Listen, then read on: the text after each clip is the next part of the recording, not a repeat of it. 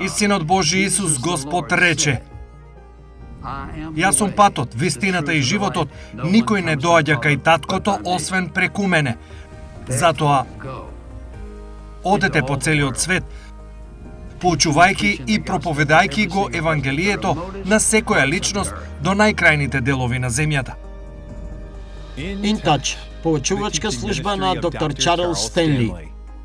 Следно на програмата InTouch, битката за самоконтрола. Дали има некоја област во твојот живот за која би рекол дека е надвор од контрола? Што е со твоите финансии? Дали се надвор од контрола? Што е со твојот морален живот? Дали би рекол дека е надвор од контрола? Што е со твоите врски со другите луѓе? Дали се надвор од контрола?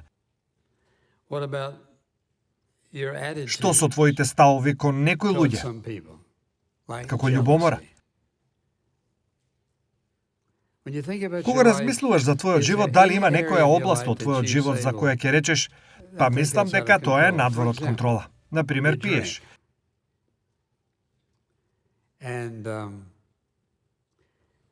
Или можеби земаш дрога. Или можеби се коцкаш малку, така велиш. Што е со оговорањето? Што е со тоа дека имаш критизерски дух? Што со мрзливоста? Ништо од ова не се вклопува со тоа кои сме ние. Затоа Павле вели на Галатјаните: плодот на духот е љубов, радост, мир, трпение, љубезност, добрина, верност, нежност, самоконтрола. Така, кога размислуваш за твојот живот, дали би рекол дека твојот живот е под контрола? Или би рекол дека има некои области во мојот живот кои сигурно не се под контрола? Тоа е битка. И тоа е насловот на оваа порака. Битката за самоконтрола. Сите ние сакаме да имаме контрола над нашите животи. Еве што мислам во врска со тоа. Ние сакаме да имаме врска со нашиот Господ преку кој сме подчинети на Него. До кој степен каде што секогаш не се боревме, бидејќи, внимавајте, кога работите не се исправни помеѓу тебе и Бог, тоа е како борба. Бог сака ти да го направиш правилното. Ти би сакал, но не го правиш. И така постои тензија, стрес, тежина и честопати несреќа. Недостаток на мир, нема радост, недостаток на сите работи што Павле само што ги спомна. Гледате, вие не можете да живеете во непокорност на Бог и да имате љубов, радост, мир, добрина и се останато. Не можете. Велите, па јас сум на некој начин среќен и сега, на некој начин, но не можете да имате вистинска среќа, вистинска радост, вистински мир, вистинска љубов, кога ти, Господ Исус Христос, не сте во согласност за твојот живот. Затоа, сакам да размислиме за сиот овој проблем за борбата за самоконтрола во нашите животи, бидејќи секој од нас или имал битка, или е во битка точно сега во ова време. Затоа размислете, дали би рекле дека вашиот живот е под контрола? Дали имате на некој начин здрав став за сите овие работи? Желбата за прифаќање од другите. Колку силна е таа желба која ја имате? Да сакате да бидете прифатени од сите други. Желбата да бидете сакани од другите. Дали сакате луѓето да ве засакаат? Тоа значи да имате блиски врски. Што е со желбите за сите видови задоволства? Дали тоа те опишува тебе? Дека она што е забавно, она што прави да се чувствуваш добро во моментов, дека тоа е она кое што го бараш. А Павле живеел во општество кое било во гнездо на неморалноста. Така тој знаел за тоа. Што е со желбите за богатство и сигурност? Каде се наоѓа тоа на твојата листа на важни работи?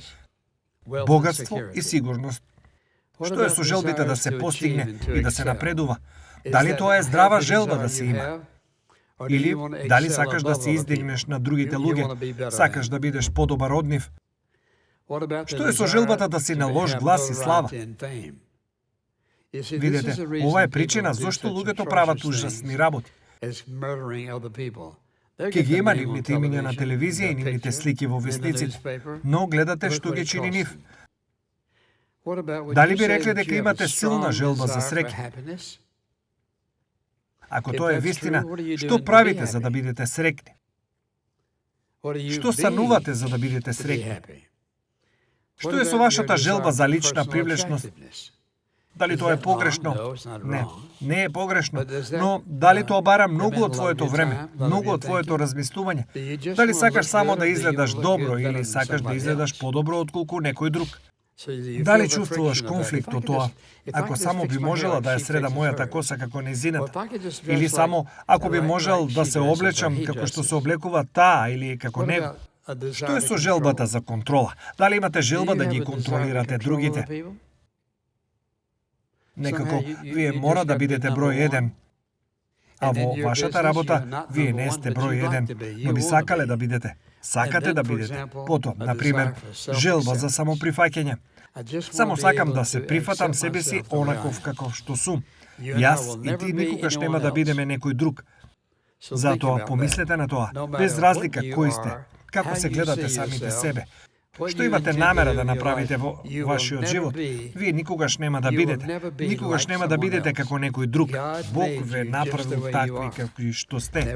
Сега, дали ние го изопачуваме тоа преку нашите дела или нашиот став, тоа е друго прашање. Но, како што размислувате за сето тоа, дали би рекле дека вашиот живот е под контрола? Дека имате на некој начин здрав став за сите овие работи? Сега, ајде да зборуваме што е тоа самоконтрола.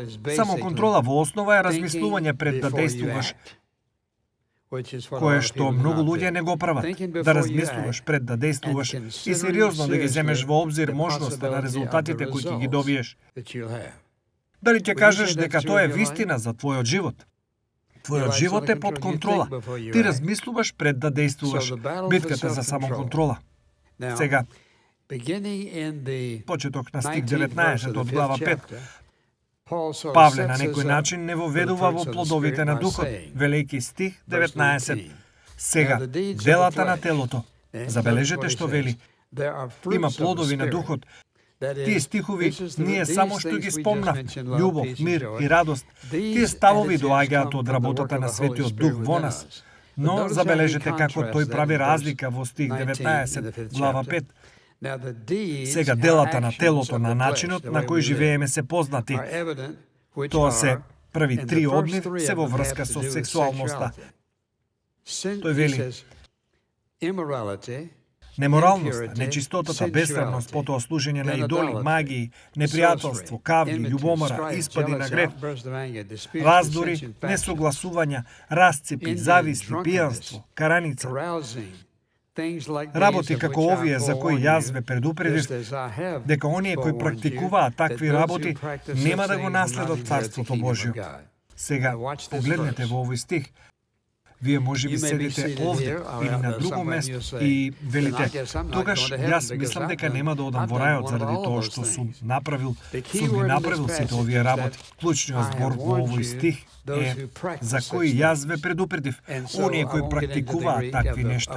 И така, јас нема да го тражам глаголот на грчки, но тоа значува начин на живот. И дека тоа се нема случајно во вашиот живот, бидејќи повеќе од веројатно кога ја гледам оваа листа, сите ние во одреден степен имаме. Некогаш веројатно сме направиле едно или сите тие работи, но тоа не е пракса, тоа не е начин на живење за нас. Кога си поверувал во Исус Христос, тие работи не се вкупуваат со тоа кој сме ние. Така тој вели, оние кои практикуваат такви работи, тоа е нивен стил на живење. Личност која пие постојано, тоа е нејзин стил на живот. Личност кој секогаш е во нешто сексуално, тоа е нејзин начин на живот. Можете да продолжите со листата. Ако ова е ваш начин на живење, еве на што сте посветени. Тој вели, вие нема да го наследите Божјото царство. Така ние не велиме дека личност која направила едно едно од овие работи, нема да отиде во рајот. Но ако сте дошле до место во вашиот живот каде ги практикувате тие работи, тоа е начин на кој размислуваш. Тоа си ти. Тоа е така затоа што ти не си спасен. Ти не можеш да живееш така понатаму и навистина да бидеш спасен. Велиш, па сега јас мислам, не, слушај што вели тој. Оние кои практикуваат такви работи нема да го наследат Божјото царство. Тоа се нашите дела. Но што е со плодот на духот? Така, ајде да размислуваме на тоа за момент и да поставиме овде неколку прашања. Кога ќе помислам на тоа и на општеството во кое јас и ти живееме, размислувам за плодот на духот наспроти тоа како живееме ние. Запрашајте се самите. Дали се сметате како следбеник на Исус со своето однесување, со работите кои ги правите и гледате, каде одите, како ги трошите вашите пари? Со други зборови, дали сите овие работи во вашиот живот ги сметате за важни? Дали тие се вклопуваат со тоа кој сте вие? Кога ти поверува во Христос како твој спасител, ти го сврти твојот грб на гребот. Тоа не значи дека никогаш нема да погрешиш. Ти го сврте грбот на гребот. И така, твојата посветеност на Господ е да бидеш покорен на Него и да одиш по Неговите патишта, бидејќи ти го сакаш плодот на духот во твојот живот, на љубов, радост, мир, добрина и нежност. Сите овие плодови ти ги сакаш во твојот живот, бидејќи ќе бидеш повеќе од задоволен. Ти ќе бидеш посигурен, ќе бидеш способен да се врзеш со другите луѓе целосно поразлично од колку што си бил порано. Како што гледаш на твојот живот, дали би рекол дека во овој момент ти чекориш во духот? И оние кои те познаваат, дали би рекол дека тие те знаат како личност која оди во духот? Нешто различно за тебе.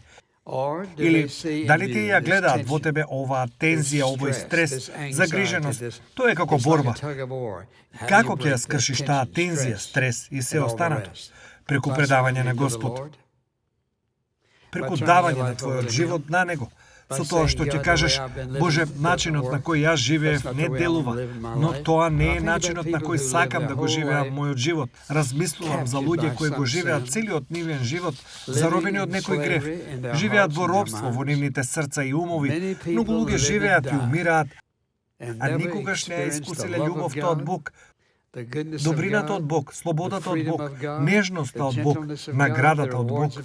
Тие го изживееле целиот живот и никогаш не го искусиле тоа. Така, ако некој би ти рекол денес, па во овој момент од твојот живот, било која да е твојата возраст, каде би рекол дека се наоѓаш? Дали би рекол дека си личност која искусува Божјата љубов? Личност која препознава дека тој е изворот на се? Дали би рекол дека ти си личност која ги сака другите луѓе? Ти си среќен кога гледаш дека другите се благословени. Ти си среќен кога гледаш другите како се спасени. Ти сакаш да го слушаш Божјото Слово. Дали тоа може да се каже за тебе? Или би требало да кажеш, не можам точно да го опишам тоа, но јас навистина сум несреќен. Јас би сакал да бидам различен. Има работи во мојот живот кои сакам да ги отстранам, но има некои работи во мојот живот кои едноставно не можам да ги предадам. Да, ти можеш. Нема ништо во твојот живот од кое не можеш да се откажеш кога се работи за грев. Ако ти си спремен да го предадеш твојот живот на Исус Христос и да му кажеш, направив грешка од мојот живот, збркав, повредив други луѓе, сгрешив против тебе, сгрешив против себе си, сгрешив против луѓето кои ги сакав најмногу. Боже, може ли да ми помогнеш? Еве го мојот живот. Дали тој ќе ти помогне? Тој ќе го промени твојот живот. Ќе промени се за тебе. Само контрола. Дали би рекол дека твојот живот е под контрола на Бог? Ако не, ајде да те прашам дали си среќен. Не, не си. Дали си задоволен со тоа како врвиш низ животот? Не, ти не можеш да живееш надвор од Божјата волја, план и цел за твојот живот и да бидеш среќен. Не можеш. Нема вистинска радост, нема вистински мир, ниту еден од плодовите на духот. Тоа нема да биде во твојот живот. Плодот на духот, не на телот. Работата која ме загрижува најмногу е како луѓето си живеат, гледаат назад и мислат, па зошто ова ми се случи на мене? Зошто јас не бев благословен? Не си бил затоа што не си го слушал Бог. Ако живееш непокорно пред Бог, ти ќе страдаш од последиците. Со други зборови, сите ние кои изјавуваме дека сме Исусови следбеници,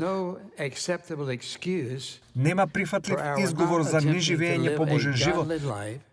каде Светиот Дух има контрола на нашето мислење и нашите тела. А кога тој има контрола, јас мислам пред да действувам. Моите акции ќе следат неговата цел, неговиот план и неговата волја за нашиот живот. Така, што е клучот за нашата самоконтрола? Овој краток стих од писмото е начинот на кој Павле ни дава можност да се испитаме самите себе, за да видиме каде сме ние во нашата врска со Господ. Така,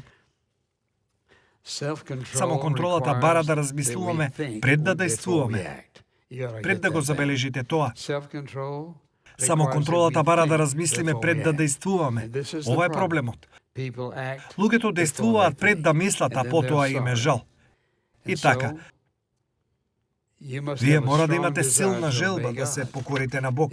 Ако немате силна желба да се покорите на Бог, нема да живеете побожен живот. Вие нема да победите скоро ништо, без таа силна желба за тој да ве оспособи во вашиот живот. Така, вие треба да верувате во вашето срце дека Светиот Дух, кој живее во вас, ќе ве оспособи. Сега помислете на ова. Исус знаеше се за искушенија, борби и се друго. Така да, кога тој ни го вети Светиот Дух, тој знаеше колку беше ужасно општество во тие денови.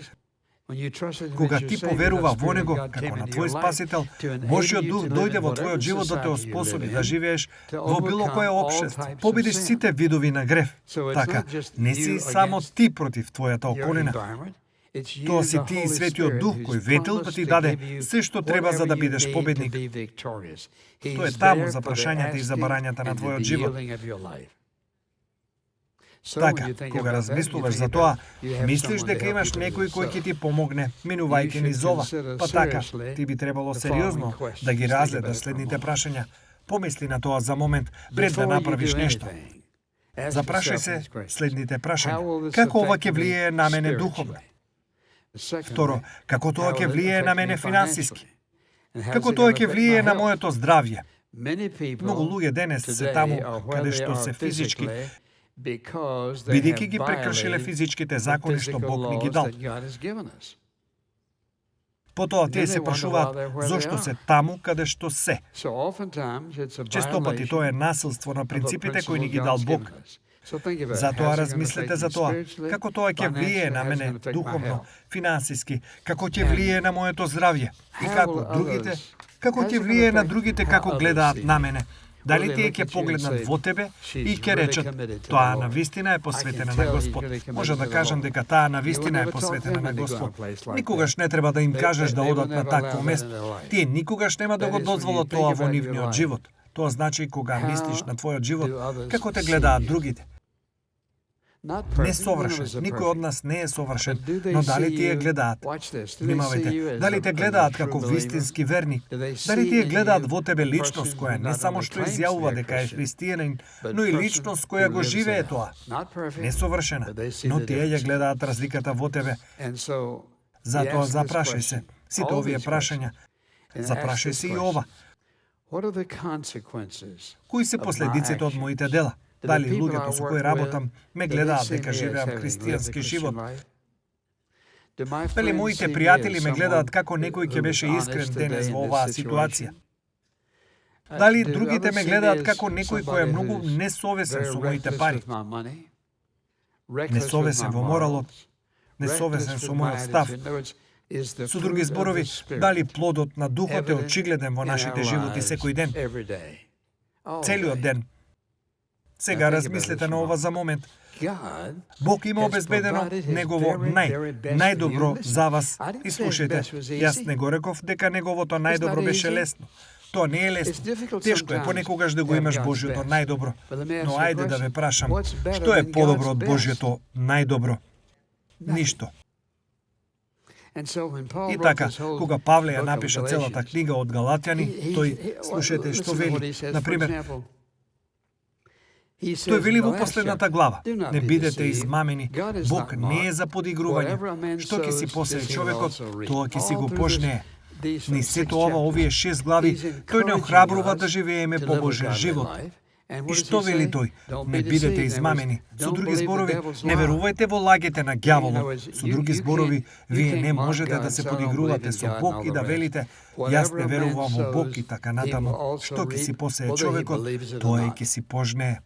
Било дали тој верува во тоа или не, Бог не е за подигрување. Што ќе си посее човекот, тоа и ќе си пожнее. Точка. Вие велите, па јас не верувам дека ти секогаш го жнееш тоа што го сееш. Тогаш ти велиш, Бог лаже. Ќе ви кажам друга причина на која можете да ја верувате. Погледнете околу вас. Погледнете ги вашите пријатели кои пијат, кои се на дрога, кои живеат во неморалност ден по ден по ден, кои мамат кога и да можат, лажат кога можат и се фалат за да се извлечат од тоа. Вие не сакате да живеете таков живот, бидејќи, слушајте, вие не можете да ги измените Божите закони. Вие не можете да го промените неговиот закон, а тоа е, слушајте, што си посееме ние, тоа ќе го жнееме. Размислете за ова. Вие сте сееле нешто сите овие години. Сега Бог вели дека вие ќе жнеете жетва. Дали Бог пропуштил нешто? Не. Дали Бог е осудувачки Бог? Не. Проблемот дека ние слушаме што вели тој, но не веруваме во тоа што тој го вели. Например, ако некој ми рече, ќе ти кажам нешто, пасторе, ако зачекориш целиот овој пат овде долу и еве што ќе се случи. Ако го направиш тоа, ќе си ја скршиш ногата. Нели би било глупово да гледам во тие 4 степенеки и да речам, јас сепак ќе го направам тоа. Знаете што? Токму тоа луѓето го прават кога ќе го слушнат Божиот збор. Слушаат од Библијата и велат, да, јас верувам во тоа. Потоа си одат и прават нешто потполно спротивно. Сега слушајте внимателно. Опасна работа е да го слушате Божиот збор, а потоа умислено, намерно, свесно да бидете непокорни на Бог. Опасно е. Бидејќи она што си го сее човекот, тој ќе си го жнее. Жнее што сее, повеќе отколку сее и подосна од кога сее. Не ни се допаѓа тој дел. Само затоа што не сте имале лошо време досега во вашиот живот и си мислите дека ќе поминете со грев, нема да избегате од него. Ќе ви кажам зашто.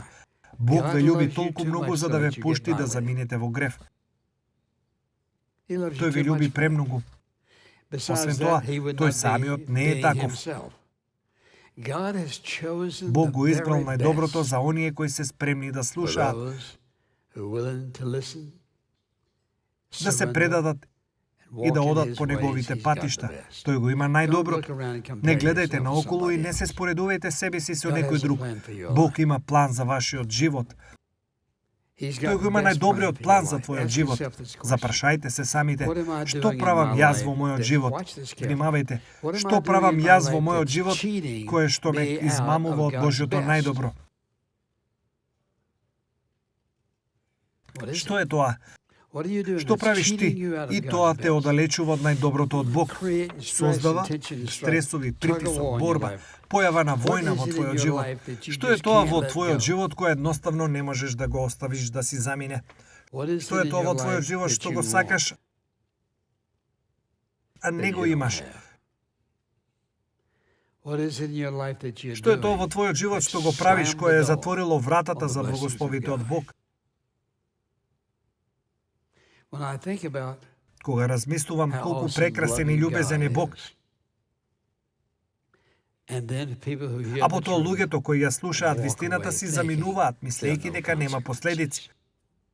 Слушајте ме внимателно. Ако слушате внимателно, ќе слушнете дека ѓаволот ви го кажува тоа. Ѓаволот вели, ти не мора да веруваш во сето тоа. Ти не мора да веруваш во сето тоа. Но од друга страна, Бог вели, ти ќе жнееш она што го сееш. Ние имаме избор и јас ќе ви кажам, опасна работа е да го слушнеш Евангелието. Многу опасно е за тебе да го слушнеш Евангелието и да не одговориш, да си заминеш, бидејќи ти си одговорен за познавање на вистината. Ја одречуваш вистината и велиш не на Бог. Опасна работа е да го слушнеш Евангелието. И исто и прекрасна работа е да го слушнеш Евангелието. Зависи како ти одговораш на тоа, како реагираш. Ајде да се молиме, татко, во името на Исус. Колку е критичен овој момент за луѓето кои седат овде, луѓето кои слушаат и гледаат, нивната вечност може да зависи од нивната одлука во овој момент. О Боже, нека Твојата љубов дојде врз нив. Нека Твојата љубов ги обвие и ги подкрепи.